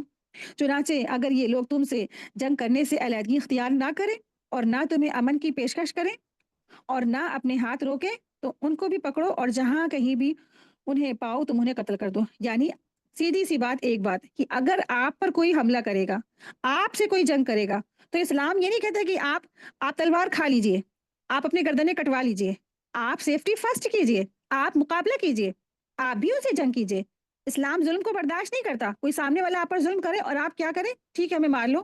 گاندھی جی نے جو اصول بتایا نا کہ اگر آپ کو کوئی ایک تھپڑ لگا تو آپ دوسرا گال آگے بڑھا دیں، تو ایسا نہیں ہے، ٹھیک ہے؟ آپ سامنے والا اگر آپ سے جنگ کرتا ہے تو آپ بھی اس سے جنگ کریں۔ تو اوپر کی آیت میں تیسری قسم کے لوگوں کے بارے میں ذکر کیا گیا ہے جو واقعتاً جنگ سے بیزار تھے اور مسلمانوں سے لڑنا نہیں چاہتے تھے۔ تو اس آیت میں کیا ہے، یہاں پہ منافقین کی چوتھی قسم کے بارے میں ذکر کیا ہے۔ آیت نمبر 91 میں منافقین کی چوتھی قسم کا ذکر کیا گیا ہے جو جنگ سے کیا تھے، بالکل بیزار ہونے کے معاملے میں بھی منافقت سے کام لیتے تھے۔ یعنی جب ان سے کہا جاتا تھا چلو جنگ کے لیے آگے آؤ، جنگ کرو، جیسے جنگی احد میں 300 جو ہے منافقین جنگ کا میدان چھوڑ کے بھاگ گئے تھے نا، اسی طرح سے ظاہر تو نہ کرتے تھے لیکن ہم مسلمانوں سے جنگ نہیں چاہتے ہیں، لیکن یہ جھوٹا اور اعلان صرف اس لیے تھا کہ تاکہ مسلمان انہیں قتل کرنے سے باز رکھے۔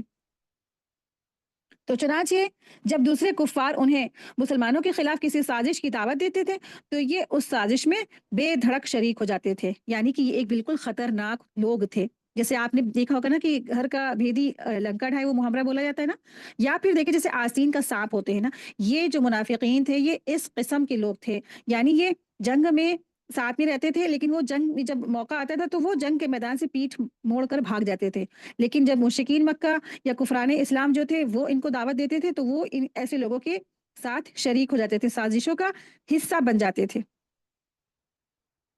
آیت 92،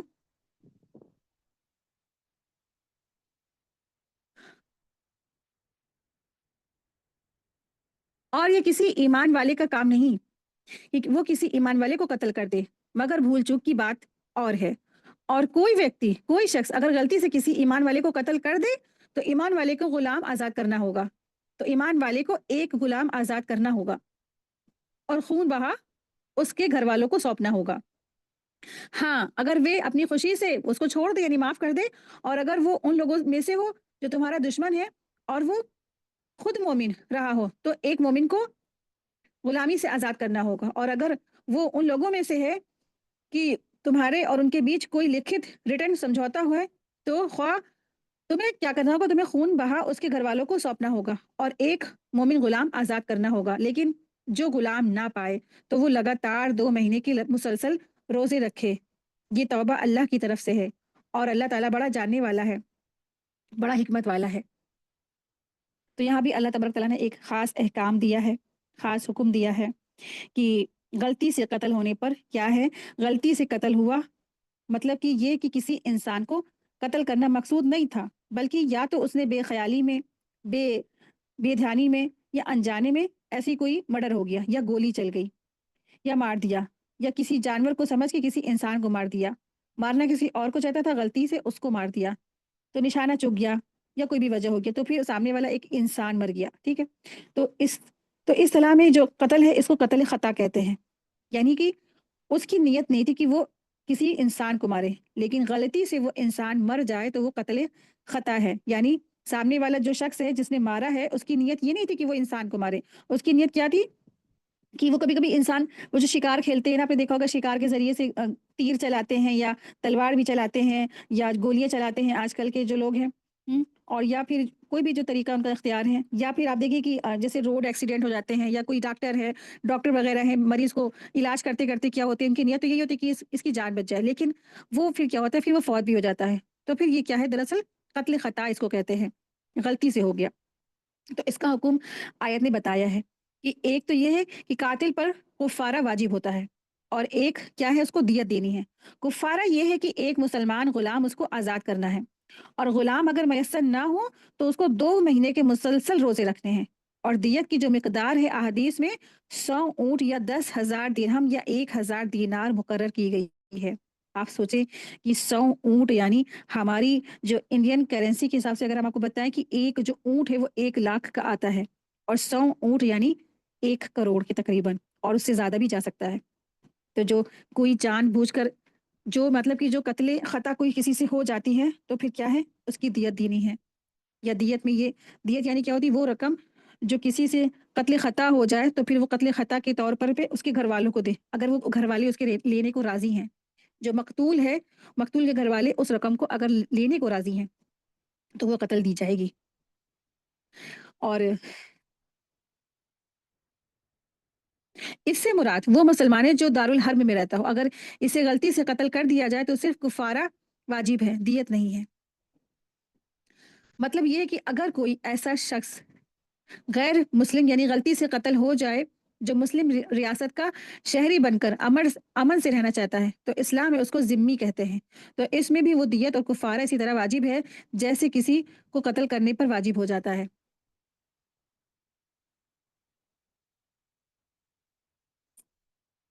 آیت 93 وَمَن يَقْتُلْ مُؤْمِنًا مُتَعَمِّدًا فَجَزَاؤُهُ جَهَنَّمُ خَالِدًا فِيهَا وَغَضِبَ اللَّهُ عَلَيْهِ وَلَعَنَهُ وَأَعَدَّ لَهُ عَذَابًا عَظِيمًا. اور جو شخص کسی مسلمان کو جان بوجھ کر قتل کرے تو اس کی سزا جہنم ہے جس میں وہ ہمیشہ رہے گا، اور اللہ اس پر غضب نازل کرے گا اور لعنت بھیجے گا، اور اللہ تعالیٰ نے اس کے لیے زبردست عذاب تیار کر رکھا ہے. تو رسول اللہ صلی اللہ علیہ وسلم نے فرمایا ایک مسلمان کی ہر چیز دوسرے مسلمان پر حرام ہے، اس کا مال، اس کا خون، اس کی عزت، اس کی آبرو، ہر چیز. اگر تمام آسمانوں اور زمین والے کسی مومن کے قتل میں شریک ہوں تو اللہ تعالیٰ ان سب کو جہنم میں ڈھکیل دیں گے. اتنی بڑی سزا ہے کہ کوئی شخص اگر کسی کو جان بوجھ کر قتل کرے، جان بوجھ کر قتل کرنا کیا ہے، بہت بڑا گناہ ہے. کوئی بھی آپ دیکھیں کسی کو بھی کسی نے جان بوجھ کر قتل کیا تو پھر کیا ہے، بہت بڑی سزا ہے اس کے لیے، کہ اس کے لیے سزا کیا ہے، ہمیشہ ہمیشہ وہ جہنم میں پڑا رہے گا اور اللہ تعالیٰ اس پہ غضبناک ہوگا اور اس کے لیے لعنت ہے اور اس کے لیے عذاب عظیم ہے. آپ دیکھیں کہ خواتین اکثر شادی کے بعد وہ کیا کرتے ہیں کہ پہلا دوسرا بچہ تو کیا ہے وہ خوشی خوشی ایکسیپٹ کر لیتے ہیں، پھر جب بچوں کا تاتہا لگتا ہے، پیگنٹ ہوتی ہیں تو ان کو بچے نہیں چاہیے ہوتے ہیں اور وہ جا کے ابورٹ کراتی ہیں، ابارشن کراتی ہیں جا کے، پہلا، دوسرا، تیسرا، 1 منتھ، 2 منتھ، 3 मंथ, यहाँ तक कि 5-5 मंथ के बच्चों को अबॉर्ट करा दिया जाता है। या कुछ लोगों को लड़के की ख्वाहिश होती है, लड़कियाँ अगर आ जाती हैं तो उनको भी अबॉर्ट करा दिया जाता है। ज़्यादा बच्चे नहीं चाहिए, हमें फैमिली प्लानिंग करनी है, अनचाहा बच्चा है, अबॉर्ट करा दिया जाता है। अब देखिए कि बच्चे में अगर जान आ गई, लोग कहते हैं कि 15 दिन का है या 20 दिन का, चलो चलो इनको खत्म करते हैं, बांटते हैं, काटते हैं, अभी कुछ नहीं, हमें कुछ भी अभी हमारी पकड़ नहीं होगी। तो ये सब दरअसल क्या है, ये शैतान की चाल है, शैतान की चालें हैं सब। बच्चा पेट में आया, उसको मारना दरअसल क्या है, ये कत्ले अमद में लिखा जाता है। कोई भी बच्चा जिसमें रूह पड़ चुकी है, उसका दिल धड़कता है ना, तो उसको मारना भी दरअसल क्या है, कत्ले अमद है। फिक्रा और बीमारी के डर से जो लोग अपने बच्चे को कत्ल करते हैं, दरअसल क्या है, बहुत बड़ी जिहालत और हमाकत है। हमल में बाज़ औक़ात कहा जाता है कि बच्चा आपका ठीक नहीं है, वो परफेक्ट नहीं है, उसके हाथ पैर या आँख नाक कान सही नहीं है, तो उसको क्या करे, इसको ख़त्म करा दे, इसको सफ़ा करा दे। तो ये भी अमल क्या है, बिल्कुल ठीक नहीं है, तो इससे मना किया गया है, इससे रोका गया है। बहुत अलर्ट रहने की ज़रूरत है, बहुत मोहतात रहने की ज़रूरत है। जिस तरह से एक नेक बीवी के लिए अल्लाह तबारक तआला ने जन्नत के सारे दरवाज़े खोले हैं ना, उसी तरह से एक ऐसी माँ के लिए भी जो है जहन्नम के दरवाज़े भी खोले अल्लाह ताला ने, जिसने अपने बच्चों को अबॉर्ट करा दिया। हर महीने, हर साल, हर वक़्त। तो बहुत एहतियात रखिए, बहुत मोहतात रहें। आयत 94, ए ईमान वालों, जब तुम अल्लाह के रास्ते में सफ़र करो तो तहकीक से काम लिया करो, और जो शख्स तुमको सलाम करे तो दुनियावी ज़िंदगी का सामान हासिल करने की ख्वाहिश में हो, तो उसको ये ना कहो कि तुम मोमिन नहीं हो, क्योंकि अल्लाह के पास माल गनीमत के बड़े-बड़े ज़खायर हैं, बड़े-बड़े ज़ख़ीरे हैं। तुम भी तो पहले ऐसी ही हालत में थे, फिर अल्लाह ने तुम पर फ़ज़ल किया, लिहाज़ा तहकीक से काम लिया करो, बेशक जो कुछ तुम करते हो अल्लाह ताला इस पर पूरी तरह बाखबर है। अल्लाह के रास्ते में सफ़र करने से मुराद दरअसल क्या है, जिहाद के लिए सफ़र करना है। ये एक वाक़ये की तरफ यहाँ पे इशारा है कि एक जिहाद के दौरान कुछ गैर मुस्लिमों ने एक मुसलमानों को के गुरों को ऐलान करने के लिए ये उन्होंने कहा कि सहाबा किराम है ना, उनको सलाम किया। तो वो सहाबा ये समझते थे कि उन लोगों को सिर्फ अपनी जान बचाने के लिए उन्होंने सलाम किया है। तो सहाबा ये समझे कि ये सामने वाले हमको इसलिए सलाम करे कि ये अपनी जान बचाना चाहते हैं। दर हकीकत में वो दरअसल क्या मुसलमान नहीं है। सहाबा ने ये समझा, चुनाचे उन्होंने ऐसे लोगों को कत्ल कर दिया। इस पर ये आयत नाजिल हुई जिसमें ये उसूल बयान कर दिया गया है कि अगर कोई शख्स हमारे सामने इस्लाम और इस्लाम के तमाम ज़रूरी अकायद को इकरार कर लेता है, तो हमें उसे मुसलमान ही समझना चाहिए और उसके दिल का हाल तो सिर्फ और सिर्फ अल्लाह पे छोड़ दें। लेकिन ये समझ लेना भी चाहिए कि आयत का मतलब ही हरगिज़ ये नहीं है कि अगर कोई शख्स खुल्लम खुला कुफ्र करेगा और उस पे अकीदों पे बिलीव करता है, तो सिर्फ उसको अस्सलामु अलैकुम कह करके कहने की बिना पर उसको मुसलमान हम समझ लें, तो ये भी बिल्कुल ये नहीं कहा जा रहा है, ठीक है? तो हमें क्या करना है कि अगर कोई आपको सलाम कहता है और वो बज़ाहिर वो ईमान ले आया है, तो फिर हमें क्या करना है, तो हमें एक्सेप्ट कर लेना कि वाक़ई में ये मुसलमान है। लेकिन अगर कोई शख्स वो इस्लाम कहता है, अस्सलामु अलैकुम कहता है, लेकिन वो बज़ाहिर उसके अमाल क्या है, मुश्रिकों वाले, अक़ीदा क्या है, मुश्रिकों वाला, तो फिर क्या है, वो बज़ाहिर मुसलमान नहीं हुआ, वो बज़ाहिर क्या है, उसका अक़ीदा मुसलमानों का नहीं है, गैर मुस्लिमों का है, और सिर्फ़ वो सलाम कह रहा है, तो फिर क्या है, उसको हम क्या ना समझे, उसको मुसलमान नहीं समझ सकते हैं। क्योंकि दिलों का हाल तो अल्लाह तबारक तआला ही जानता है ना, लोग नहीं जानते हैं। और आप देखिए सहाबा की गलतियों को अल्लाह तबारक तआला ने हाईलाइट किया है। सहाबा से गलतियां हुई ताकि हमारी इस्लाह हो जाए। सहाबा ने जो गलतियां की इसमें हम सब के लिए रहनुमाई है। सहाबा से तो अल्लाह तबारक तआला राजी हो गए। सहाबा ने जो किया वो कुर्बानियां कोई नहीं कर सकता। सहाबा ने जो जो छोटी सी रकम दे दी ना, बाद वाले अगर बड़े बड़े पहाड़ों के माने सोना भी वो दान कर दे और अल्लाह की राह में दे दे, तो उनके बराबर हो ही नहीं सकता। सहाबा की गलती अभी हमारे लिए क्या रहनुमाई हो गई। और सहाबा अल्लाह से जो सहाबा से अल्लाह सुब्हानहू व तआला राज़ी भी हो गए। तो हमें सहाबा के ऊपर कोई भी कमेंट्स नहीं करना है, कोई आर्ग्यू नहीं करना है, ठीक है? उनकी गलतियाँ हमारे लिए रहनुमाई हुई। उनके सवाल, उनकी उनकी गलतियाँ और उनकी जो ज़िंदगियों की जो उनकी जो सीरत थी हमारे लिए एक बेहतरीन रहनुमाई बनी। आयत 95, एक बहुत इम्पोर्टेंट आयत है। ला यस्तविल क़ाइदून मिनल मुअमिनीन गैर उलिद दररि वल मुजाहिदून फ़ी सबीलिल्लाह बिअमवालिहिम व अनफुसिहिम फ़द्दलल्लाहुल मुजाहिदीन बिअमवालिहिम व अनफुसिहिम अलल क़ाइदीन दरजह व कुल्लन वअदल्लाहुल हुस्ना व फ़द्दलल्लाहुल मुजाहिदीन अलल क़ाइदीन अजरन अज़ीमा। जिन मुसलमानों को कोई माज़ूर लाहक ना हो और वो जिहाद में जाने के बजाय घर में बैठ रहते हैं, वो अल्लाह के रास्ते में अपने माल, अपनी जान जिहाद करने वालों के बराबर नहीं है। जो लोग अपने माल और जान से जिहाद करते हैं, उनको अल्लाह ने बैठ रहने वालों पर दर्जे में फ़ज़ीलत दी है और अल्लाह ने सबसे अच्छा वादा कर रखा है। और अल्लाह ने मुजाहिदीन को बैठ रहने वालों पर बड़ी फ़ज़ीलत देकर बड़ा सवाब बख्शा है। तो इस हालत का ज़िक्र ये है कि जब जिहाद हर शख्स के ज़िम्मे फ़र्ज़ ऐन था। تو ایسے میں جو لوگوں نے جہاد میں جانے کی بجائے گھر میں بیٹھ رہنا اختیار کیا، اگرچہ ان پر کوئی گناہ بھی نہیں تھا نا، تو لیکن ان کے ایمان اور دوسرے نیک کاموں کی وجہ سے اللہ تبارک تعالیٰ نے ان سے جنت کا وعدہ کیا ہوا تھا۔ جو دوسرے نیک لوگ تھے جو ان کاموں میں گئے تو ان کے لیے اللہ تبارک تعالیٰ نے اجر عظیم کا وعدہ کیا۔ دراصل بات یہ ہے کہ جو لوگ جہاد میں شریک نہیں ہوئے، گھروں میں بیٹھ رہے اور ان کو کوئی بھی اجر اور کوئی بھی مجبوری نہیں تھی، کوئی بھی مجبوری ان کے پاس کوئی بھی نہیں تھی، اور یہ لوگ تو ان لوگوں کے برابر ہی نہیں ہیں جو اپنے مال اور جان سے اللہ کی راہ میں جہاد کرتے ہیں، کسی بھی قسم کی جہاد ہو چاہے۔ بہرحال مجاہد کے گھر میں بیٹھ رہنے والے سے وہ افضل ہے، یعنی ایک مجاہد جو جنگ کے میدان میں گیا ہے اور ایک شخص وہ جو گھر میں بیٹھ کے آرام کر رہا ہے، وہ دونوں برابر نہیں ہو سکتے۔ لا یستوی القاعدون من المؤمنین غیر اولی الضرر، تو یہ دونوں برابر نہیں ہو سکتے۔ قاعدون یعنی بیٹھ رہنے والے، قاعدون بیٹھ رہنے والے، اور مومنین دونوں برابر نہیں ہو سکتے۔ پھر فرمایا اللہ تعالیٰ نے جانوں اور مالوں سے جہاد کرنے والوں کو بیٹھ رہنے والوں پر بڑے درجے کی فضیلت دی گئی ہے۔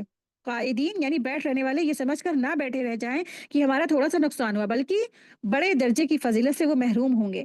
حضرت برہ بن عازب رضی اللہ عنہ بیان کرتے ہیں کہ رسول اللہ صلی اللہ علیہ وسلم نے فرمایا کاتب وحی یعنی زید بن ثابت کو بلایا جائے تاکہ یہ آیت کریمہ لا یستوی القاعدون من المؤمنین لکھ دی جائے، تو وہ قلم دوات لے کر آئے تو آپ صلی اللہ علیہ وسلم نے فرمایا لکھو لا يستوي القاعدون من المؤمنین غیر اولی الضرر والمجاہدون فی سبیل اللہ۔ آپ کے پیچھے ابن مکتوم موجود تھے، یعنی آپ صلی اللہ علیہ وسلم کے پاس، ان کے آس پاس نہیں پیچھے ابن مکتوم، ان صحابی کا نام پھر سے سن لیجئے، ابن مکتوم موجود تھے جو نابینا تھے، یعنی جن کی آنکھیں نہیں تھی۔ انہوں نے عرض کیا کہ میں تو آنکھ کی روشنی سے محروم ہوں، مجھے تو یہ فضیلت کیسے ملے گی؟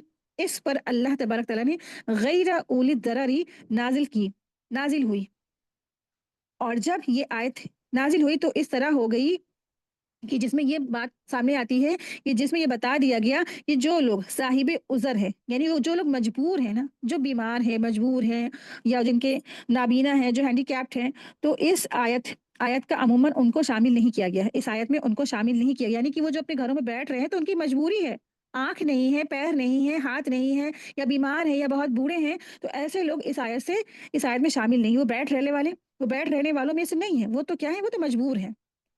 حضرت ابن عباس رضی اللہ تعالیٰ عنہ نے فرمایا کہ یہ آیت ان لوگوں کے بارے میں نازل ہوئی تھی جو غزوہ بدر کی شرکت سے پیچھے رہ گئے تھے، یعنی جنہوں نے غزوہ بدر میں شرکت کی اور جو شرکت نہ کر پائے وہ دونوں برابر نہیں ہوں گے۔ یہی روایت صحیح بخاری میں بھی ہے۔ تو بات یہ ہے کہ غزوہ بدر میں عام طور سے سب کو نکلنے کا حکم نہیں ہوا تھا، اس لیے بہت سے حضرات شریک نہیں ہوئے تھے۔ شرکت نہ کرنے کی وجہ سے گناہ تو نہیں ہوا، لیکن شرکت کرنے والوں کو اللہ نے جو فضیلت دی، یہاں تک کہ جو غزوہ بدر میں جو فرشتے شامل ہوئے ان کو بھی اللہ تبارک تعالیٰ نے بہت فضیلت دی۔ اللہ تعالیٰ نے ان کو اتنی فضیلت دی نا کہ وہ فرشتوں کی برابری کوئی سے نہیں، ان صحابہ کی برابری کسی سے نہیں، تو وہ فضیلت ان کو ملی۔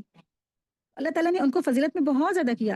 حضرت ابن عباس نے اسی کے غزوہ بدر کے بارے میں فرمایا کہ یہ دراصل یہ جو آیت ہے اسی زمانے میں نازل ہوئی تھی، لیکن دراصل کیا ہے، آیت کا جو مفہوم ہے وہ ہمیشہ کے لیے، ہم سمجھ رہے ہیں کہ یہ غزوہ بدر میں نازل ہوئی، غزوہ بدر اور صحابہ کے بارے میں ہے، دراصل یہ اس وقت تو نازل ہوئی تھی، لیکن مفہوم کیا ہے، ہر زمانے میں ہر دور کے لوگوں کے لیے عام ہے۔ آج بھی جو لوگ ہیں جہاد کر رہے ہیں، جد و جہد کر رہے ہیں، اللہ کی راہ میں مسلسل کوششیں کر رہے ہیں، اور جو انسان اپنے گھروں میں بیٹھا آرام کر رہا ہے نا، تو وہ دونوں برابر نہیں ہو سکتے ہیں۔ ایک محنت کرنے والا اور ایک محنت نہیں کرنے والا، ایک کوشش کرنے والا ایک کوشش نہیں کرنے والا، ایک اپنی قربانیاں دینے والا ایک قربانیاں نہیں دینے والا، ایک سیکریفائس کرنے والا ایک سیکریفائس نہیں کرنے والا، وہ دونوں برابر نہیں ہو سکتے ہیں۔ ایک اپنی نیندوں کو تہجد کے وقت چھوڑ دینے والا اور ایک فجر کی بھی قضا کر دینے والا، وہ دونوں برابر نہیں ہو سکتے ہیں۔ لا یستوی القاعدون من المؤمنین، وہ دونوں برابر نہیں ہو سکتے ہیں، دن اور رات برابر نہیں ہو سکتے ہیں، اندھیرا اور اجالا برابر نہیں ہو سکتا ہے نا، تو یہ دونوں بھی برابر نہیں ہو سکتے ہیں۔ اللہ تعالیٰ کی راہ میں جو جہاد کرنے والے اور جو گھروں میں اپنے آرام سے اپنی زندگی گزارنے والے برابر نہیں ہو سکتے ہیں۔ دراصل کیا ہے، اللہ تبارک تعالیٰ نے ان کو لیے بڑا جو ہے اجر تیار کر رکھا ہے، جو جہاد کرنے والے ہیں، جو مومنین ہیں، اللہ تبارک تعالیٰ نے ان کے لیے بڑا جو ہے بہترین اجر تیار کر رکھا ہے۔ لیکن جو صرف بیٹھا رہا اس کے لیے تو کیا ایک نارمل طبقے کی جنت ہے، لیکن جس نے جہاد کیا، جس نے جد و جہد کی، پھر اس کے لیے اللہ تبارک تعالیٰ نے بڑے بڑے باغات اور بہترین اجر تیار کر رکھا ہے۔ وَكُلًّا وَعَدَ اللَّهُ الْحُسْنَى، اللہ تعالیٰ نے مجاہدین اور قائدین سب سے بھلائی کا وعدہ فرمایا۔ بھلائی سے مراد کیا ہے، جنت ہے۔ لیکن جو کہ ایمان اور فرائض کی ادائیگی میں سبھی برابر ہیں، اس لیے سب کے لیے جنت میں داخل ہونے کے وعدہ فرمایا، لیکن جہاد فرض عین ہونے کی صورت میں جو اسے چھوڑے گا وہ گنہگار بھی ہوگا۔ پھر مجاہدین کی جو فضیلت دوبارہ بیان فرمائی، فرمایا کہ اللہ نے ان مجاہدین کو قائدین پر اجر عظیم عطا فرما کر فضیلت دی ہے۔